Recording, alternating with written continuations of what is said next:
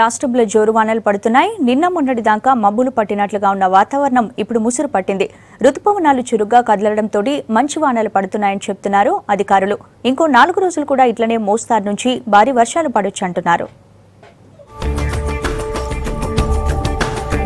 రాష్ట్రంలో మంచి వానలు పడుతున్నాయి. హైదరాబాద్ శివారు ప్రాంతాల్లో నిన్న వర్షం దంచికొట్టింది. మేడ్చల్, గట్కేసర్, శంషాబాద్ ల భారీ వర్షం పడింది. Tarnaka, Lalapet, Nallakunta, Secunderabad, Banjara Hills, Jubilee Hills, Gachibowli, Manikonda ఏరియాల్లోనూ వాన కురిసింది.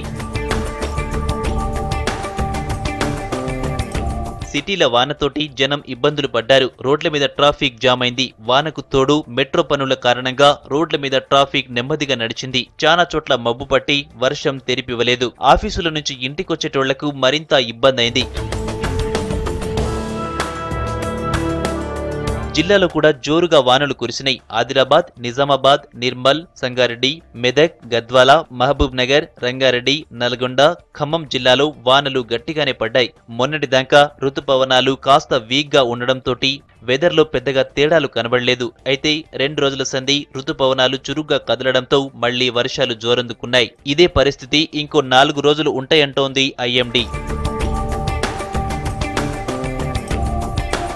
నిజామాబాద్ జిల్లా డిచ్పల్లిలో 6 సెంటీమీటర్ల వర్షపాతం నమోదైంది. ఉట్నూర్, గంగాధర, హన్మకొండలో 5 సెంటీమీటర్లు, హసన్పర్తి, భీమ్గల్, లింగరావుపేటలో 4 సెంటీమీటర్లు, ఖమ్మం, ఆత్మకూర్, మల్యాల, గూడూర్, ఆదిలాబాద్, లింగంపేట, శాంపేటలో 3 సెంటీమీటర్ల వర్షపాతం నమోదైంది. 2 రోజుల తర్వాత మళ్లీ వానలు పడుతుండటంతో రైతులు కూడా సంతోషంగా ఉన్నారు. దుక్కులు దున్నుకుంటూ వానాకాలం సీజన్ కు రెడీ అవుతున్నారు.